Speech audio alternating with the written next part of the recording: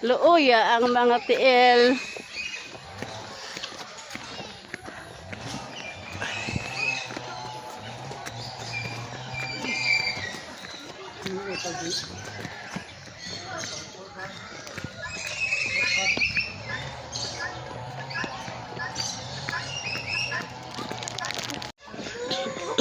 Muna dito na kabik mabilin ka. Okay.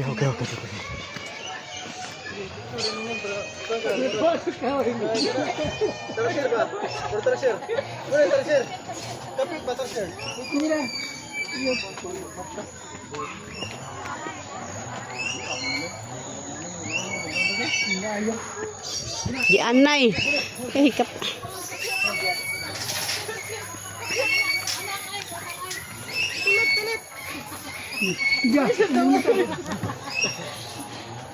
Harus yang mga talasyon na mga duwaan na dito manglihok. Sa pa na lagi. Nagana sa gina na. Oh, hinay. Sarap. Bigaan na mo dulu. Oh. Ge. Okay, sakitan. Ayay.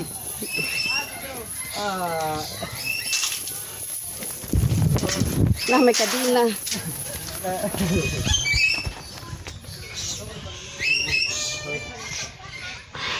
Wow.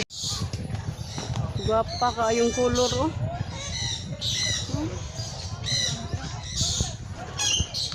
Guwapa kay color ba? La.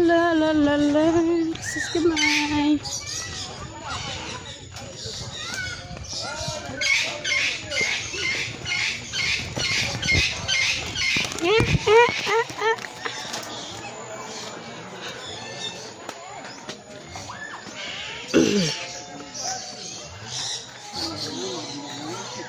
Wow.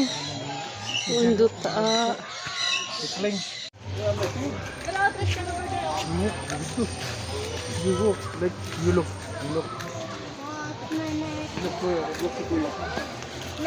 Pagwok.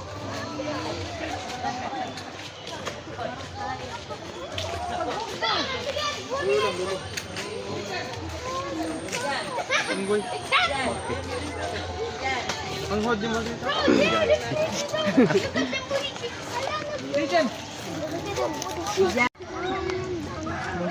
Gagmay kay monkey, oh. Kita kang lambot pa. Ay, mga lambot.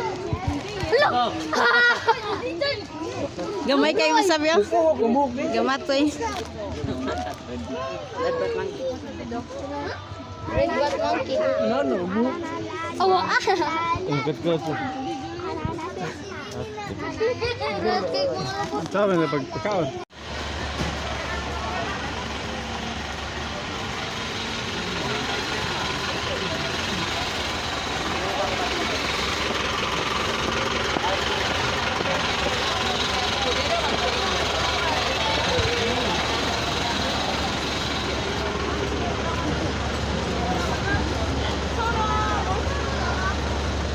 Asa ni Padong? Lambot lang. Tiger. Gibo. Bro. Awalin niya dito.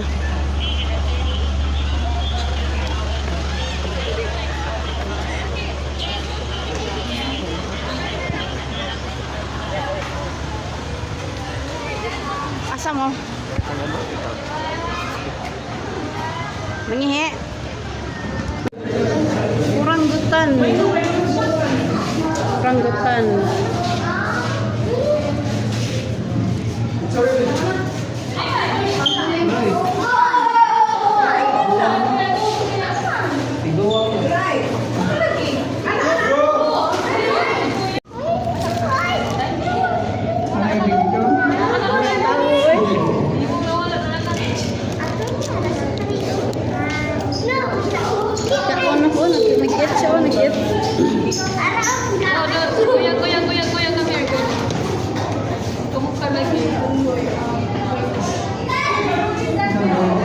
Pasa nagbuhok.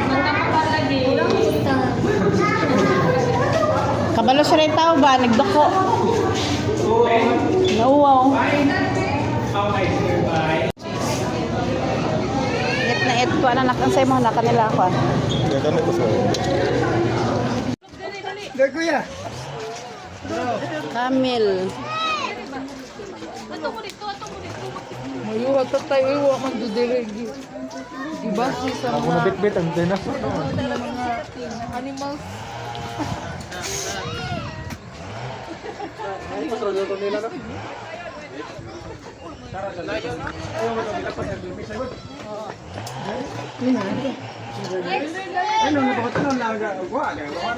Camel. Let's go. Stoy. Nen. Nak, pabian ka ha. Bitilis ba? Bitilis. La la la la la. Uy, uy. Wow.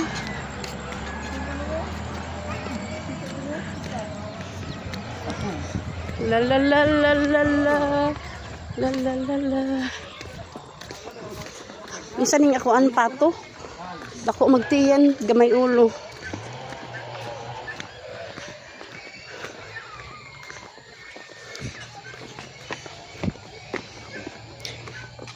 Pelikan. Anak, pabiyaan ka diha anak. For our first word of prayer, put your hands together for our snatching grand flights, our prophetic kite named Glider. So prophetic kite has white plumage from its head down to its underparts, and the rest of its color is striking chestnut brown. In Australia, they are known as red-backed sea eagle, and here in the Philippines, they are locally known as Panok in Bisaya and Lawin in Tagalog. So it snatches live prey and steals from fishes and other hunting birds. That's why it is considered as a snatching prey and flies. Okay, you can take pictures and videos, but don't try to reach the bird, okay? Picture rin So they can also be seen in the skies of Sri Lanka, Nepal, India, and Pakistan. So a round of applause for our prophetic kite named Glider. And before calling our second bird of prey, we will first see the lure. So the lure will be handled by Mr. James. So the lure will serve as the food of the prey, as our next bird is going to showcase how sharp his eyesight is and how good he is at catching his food. So Sir James, are you ready? Okay, he's ready, everyone. So now, for our second word of prayer, keep your eyes alert for our Philippine hawk eagle named Hunter.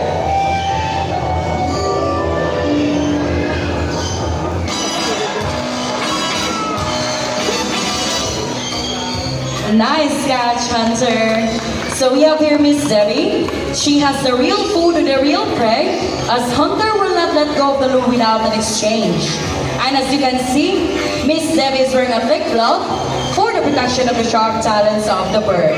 And Philippine hawk eagle is under the red list of IUCN as an endangered species threatened by habitat loss. So it has dark brown upper plumage and a pale brown belly with an eye-catching crest at the top of its head. It is considered as a medium-sized raptor that can grow up to 60 to 70 centimeters in length with a wingspan of 105 to 125 centimeters. A round of applause for our Philippine hawk eagle named Hunter. Let's move on to one of the largest birds of prey we have here in Cebu Safari. Now again, I'm asking everyone to please remain seated. No one will stand up, and don't try to reach out our bird. Okay, so I think we're now ready. So ladies and gentlemen, for the grand finale, keep your heads up high for our white-bellied eagle named Marina. Dako kayo, dako kayo. Dako kayo. So white-bellied sea eagle is also known as white-breasted sea eagle. It has white plumage from its head down to its underparts, and its back and wings are dark gray in color.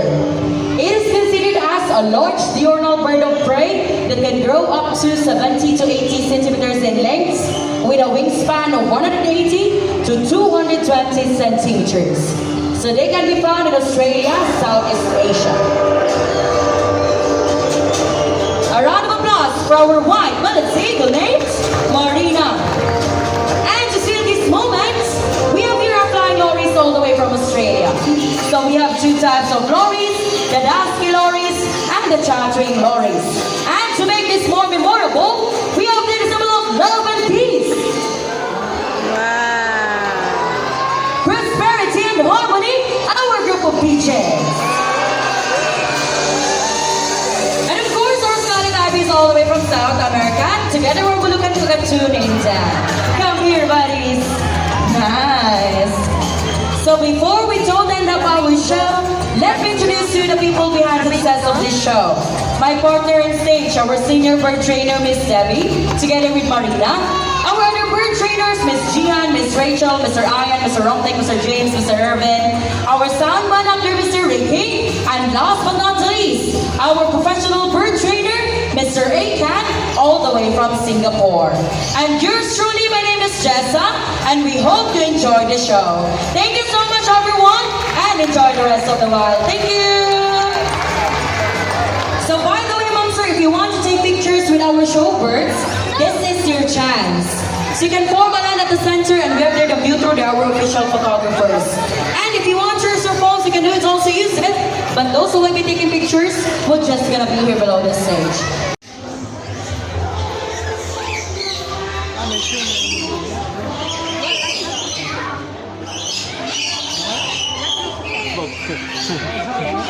Asa si Mama? Ma, ito na ko nang karito. Karito naman ta sa...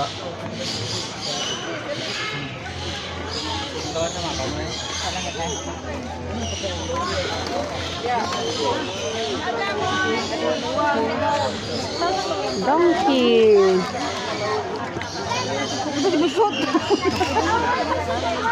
Donkey. Kira camel, juice camel.